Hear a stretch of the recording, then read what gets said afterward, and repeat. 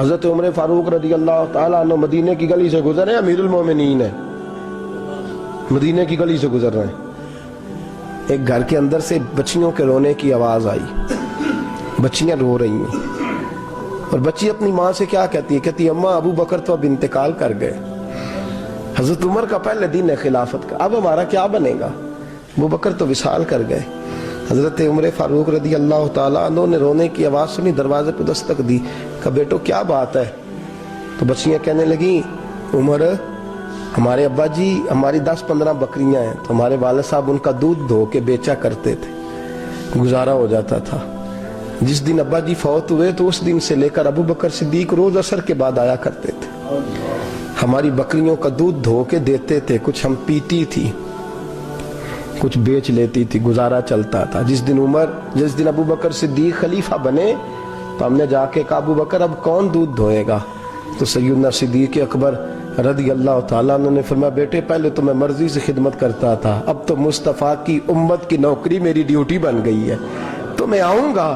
بچیاں رو رہی ہیں، حضرت عمر کو بتاتی ہیں، کہتی ہیں ابو بکر چلے گئے ہیں تو ہم پریشان ہیں، یتیم ہیں، لاوارث ہیں، بھائی کوئی نہیں، کون آئے گا، کون دیکھ بھال کرے گا؟ حضرت عمر فاروق گھٹنوں کے بل زمین پہ بیٹھ گئے، ان چھوٹی چھوٹی بچیوں کو سینے سے لگایا، فرمانے لگے میں ابو بکر کا کیا کروں، میرے لیے رستے بڑے مشکل کر گیا ہے، میں اس کے کس بادشاہ وقت ہو کے وہ غریبوں کے گھروں میں آ کے ان کی بکریوں کا دودھ بھی دوتا تھا، امیر المومنین ہو کے یہ رنگ بھی تھا۔ پر میں بیٹیوں فکر نہ کرنا، جب تک عمر زندہ رہے گا، عمر آتا رہے گا، یہ نوکری کرتا رہے گا۔ کچھ دن بیتے تو حضرت عمر فاروق کو یاد آیا اوہو مدینے میں ایک بوڑھی اماں بھی رہتی ہے جس کا کوئی گھر کا کام کرنے والا نہیں، اور جس بی بی کا کوئی بال بچہ نہیں، اور آنکھوں سے بھی وہ نابینی ہے۔ حضرت ابو بکر صدیق رات کے سناٹے میں جایا کرتے تھے، اس کے گھر میں جھاڑو دیتے تھے، یہ بادشاہ ہے، اس کی فقیری کا رنگ دیکھو، اس کو کنویں سے پانی بھر کے لا کے دیتے تھے۔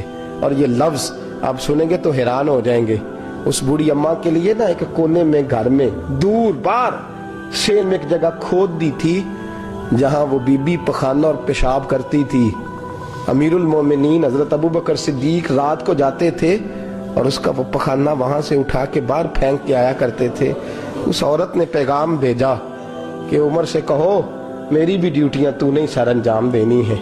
عمر فاروق ساری رات کام کرتے، سناٹا گہرا ہوتا تو جھاڑو دبایا ہے بغل میں، اور عمر فاروق نکلے ہوئے اس بی بی کے گھر میں جھاڑو دیا جا رہا ہے۔ حضرت انس بن مالک فرماتے ہیں میں نے آخری عمر میں بھی اس بوڑھے عمر کو دیکھا ہے، اس بڑھاپے میں بھی میں نے اس شخص کو دیکھا ہے کہ جب وجود کمزور ہو گیا، داڑھی سفید ہو گئی، لیکن پھر بھی اس کا انداز نہیں بدلا، اس نے ساری زندگی بادشاہی میں فقیری کر کے گزار دی، یہ پھر بھی کسی کے گھر میں جھاڑو دیتا ہے، کسی کی بکریوں کا دودھ دھوتا ہے، یہ کسی غریب میرے دوست یہ۔ اور جب سیدنا فاروق اعظم رضی اللہ تعالیٰ عنہ خطبہ دینے بیٹھتے ہیں تو کپڑے پھٹے ہیں، پیبند لگے ہیں، مزاج سادہ ہے، بڑا مال آیا ہے، بڑا مال، لیکن تقسیم کر دیا، اور یہی انداز آگے اپنے گورنروں کو دیا۔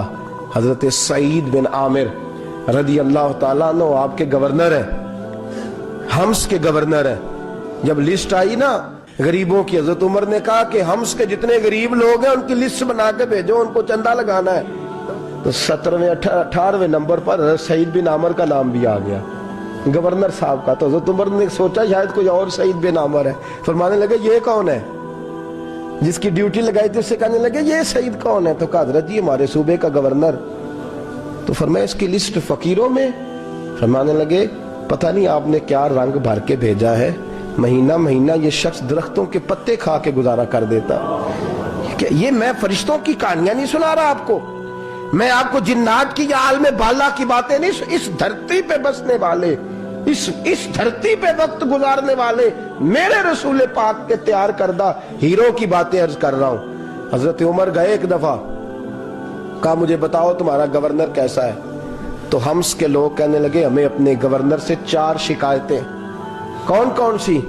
کہ پہلی بات تو یہ ہے کہ گورنر صاحب کو چاہیے فجر کے وقت آئیں، یہ سورج نکل آتا ہے تو باہر آتے ہیں گھر سے، سورج نکل آتا ہے تو آپ کہہ کے تو دیکھیں کسی معمولی سرکاری ملازم سے بھی۔ फिर आप देखिए आपका क्या बनता है।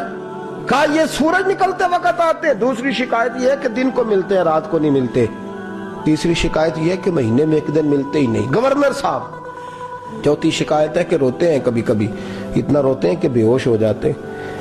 हजरत फारूक आदम ने खड़ा कर लिया, फरमाया सही तेरी शिकायत आई हैं का हुजूर हुक्म। फरमाया सुना है, पहले तू फजर के वक्त आ जाता था लोगों के मसाइल सुनने, अब तू सूरज निकलते वक्त आता है। का हुजूर बीवी बीमार हो गई है और घर में नौकर तो है कोई नहीं, तो मैं सवेरे उठता हूं तो पहले नाश्ता बनाता हूं, बच्चों को खिलाता हूं। उस औरत ने 35 साल मेरे साथ वफा की है, अब चारपाई पे है तो मैं उसके मुंह में लुकमे डालता हूं। कहा उसे खाना खिला के जब वो दुआ देती है तो फिर निकलता हूं। तो कहा सुना है तो हफ्ते में एक दिन मिलता ही नहीं, महीने में।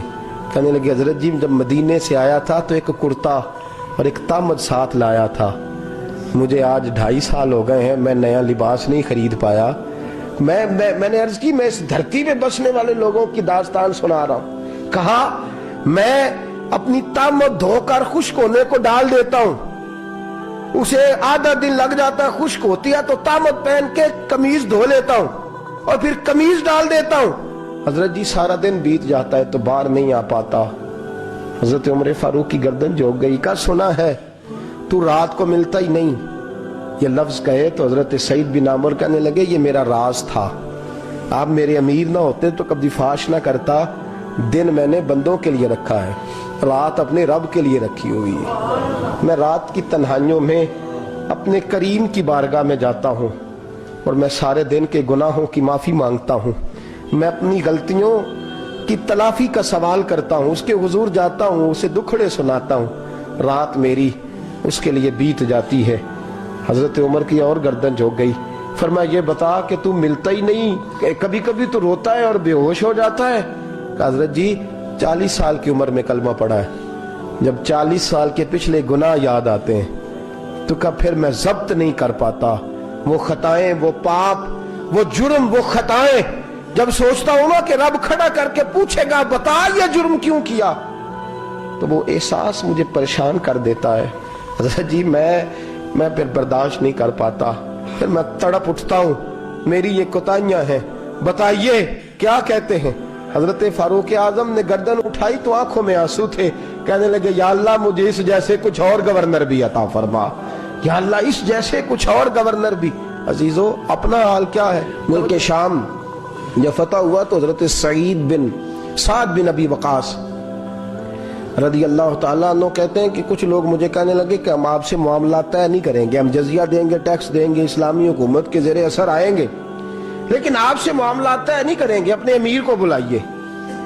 तो हजरत सैयदना साद बिन अबी वकास कहते हैं मैंने खत लिखा। फरमाते खत लिखा हजरत उमर को। मैंने कहा जनाब आइए। जवाब में हजरत उमर ने खत में जवाब लिखा कि फलां दिन फलां तारीख फलां वक्त में मुल्क के शाम पहुंच जाऊंगा। हजरत सैयदना उमर चले घर से, एक गुलाम, एक घोड़ा, एक नेजा। हजरत फारूक आजम ने कुछ खजूरें, खुश्क खजूरें, कुछ सिरका बांध के रख लिया रस्ते में खाने को।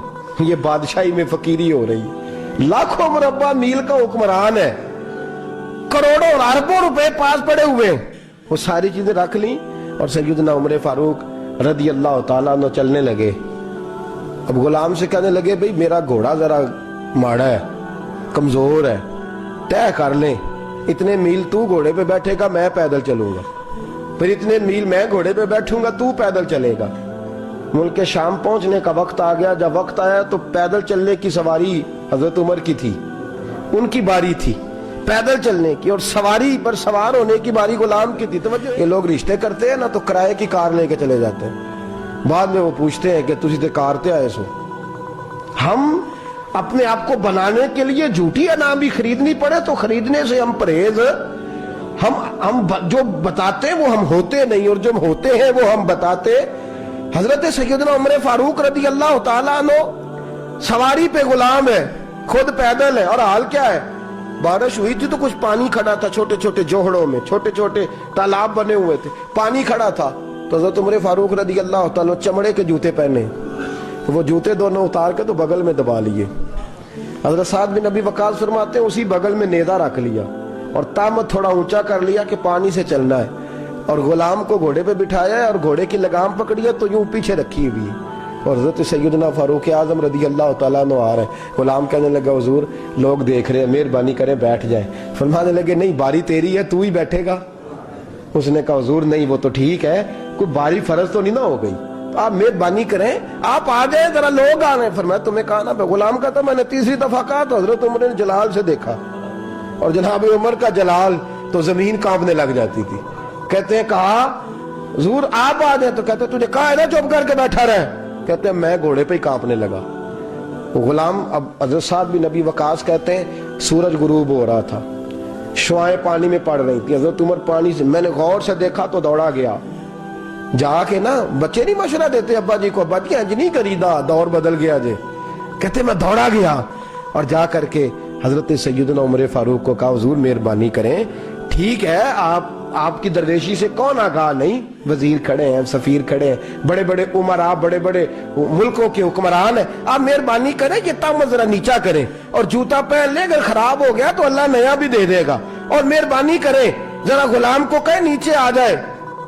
حضرت عمر کہنے لگے تمہیں کیا تکلیف ہے؟ کہا حضرت جی وہ وزیر مشیر کھڑے ہیں، یہودی ہیں، عیسائی ہیں، نجرانی ہیں، وہ بڑے بڑے مذاہب کے اور بڑے بڑے ملکوں کے ہیں، آپ کا بڑا نام سنا ہے۔ حضرت سیدنا سعد بن ابی وقاص فرماتے ہیں میرے ساتھ اتنا ترش رویہ حضرت عمر کا پہلے کبھی نہیں ہوا، کہتے ہیں ماتھے پہ شکن آیا اور کہنے لگے تجھے تیری مار ہوئے، ان 4 لوگوں کے لیے میں اپنے نبی کا طریقہ چھوڑ دوں، ان 4 دنیا داروں کے لیے نبی پاک کا طریقہ چھوڑ دوں؟ فرمانے لگے سر سے پگڑی اتاری حضرت عمر نے جلال میں، فرمانے لگے میرے سر پہ جو بال ہے نا یہ مجھے کسی دنیا دار نے نہیں دیے، یہ ساری عزتیں مجھے آمنہ کے لال نے عطا فرمائی ہے، اور میں ان محبوب کا طریقہ ان 4 لوگوں کی خاطر چھوڑ دوں؟ فرمایا قرآن کہتا ہے ان اللہ یامر بالعدل والاحسان، جب میں نے خود عدل کا تقاضا یہ رکھا ہے کہ کبھی وہ بیٹھے گا کبھی میں بیٹھوں گا، باری اس کی ہے تو میں کیسے بیٹھ جاؤں؟ حضرت سعد بن ابی وقاص فرماتے ہیں اسی درویشی میں سلام اس پر کہ جس نے بادشاہی میں فقیری کی، کہتے ہیں اسی درویشی میں حضرت عمر پہنچے تو جو پہلے ڈرا کرتے تھے جب حضرت عمر آئے تو انہیں کامتے بھی دیکھا، روب اور بڑھ گیا، ان کے دلوں کے اندر حضرت عمر کا دبدبا اور بڑھ گیا، اور میرے کانوں میں کہنے لگے سعد پہلے سنا تھا لیکن دنیا سچی کہتی ہے جو حال محمد اور محمد کے غلاموں کا ہے صلی اللہ علیہ، وہ دنیا میں دوسرا کوئی حاصل کر سکتا؟ آج ہمارے پروٹوکول، ہمارے دبدبے، ہماری انا پرستیاں، ہمارے دعوے، ہمارے طریقے، میرے عزیزوں لوگ ہمیں آ کے مثال دیتے ہیں، کہتے ہیں یورپ کی فلاں گلی میں یہ ہوتا ہے، میں نے کہا وہ گرد راہ کو نہیں پہنچ سکتے، یہ ساری چیزوں تو میرے مصطفیٰ کے غلاموں سے حاصل کیا لوگ، ہم نے چھوڑ دی، غیروں نے اپنا لی۔ خدا را اپنی زندگی میں تبدیلی لائیں، درویشی، سادگی، بے تکلفی، یہ زندگی حسین ہوتی ہے، یہ زندگی سکون والی ہوتی ہے، یہ زندگی اچھی ہوتی ہے، یہ فرحت اور تازگی والی ہوتی ہے۔ اپنے آپ کو ان تکلیفوں اور آلائشوں میں مبتلا نہ کریں، اگر اللہ مال دے، عزت دے، دولت دے، اللہ تعالیٰ نفاست عطا کرے تو پھر اپنے آپ کو سادہ کریں، آزاد کریں، کھلی ہوئی کتاب بنا کے اپنے آپ کو رکھیں۔ مجھے ایک بچہ کہنے لگا حضرت جی جب بھی آتے ہیں آپ کہیں بیٹھے مل جاتے ہیں، ہم کسی کو لا کے کہتے ہیں جناب حضرت جی بڑے مصروف ہیں اور آپ یہاں آگ تاپ رہے ہیں جلا کے، مہربانی فرمائیں۔ میں نے کہا یار 2-4 دن تو بن سور کے بیٹھنا بندے کے لیے آسان ہوتا ہے،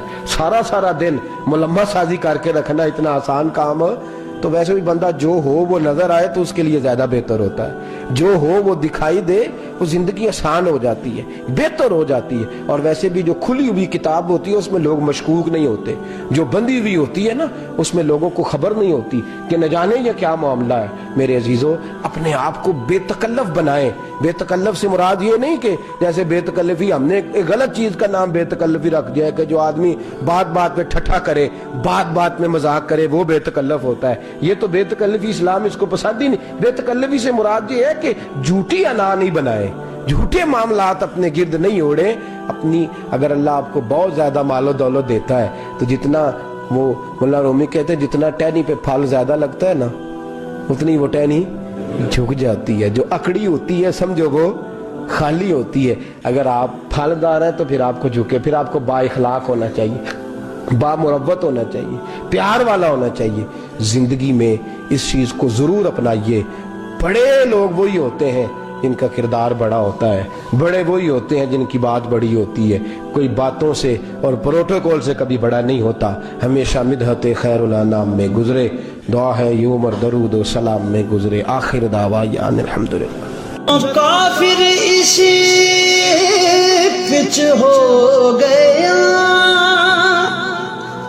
پھر تسبیح مصلی کی کرنا، اساں ظاہر نو رب منیائے، باطن دا اللہ کی کرنا، اساں ظاہر نو رب منیائے، باطن دا اللہ کی کرنا۔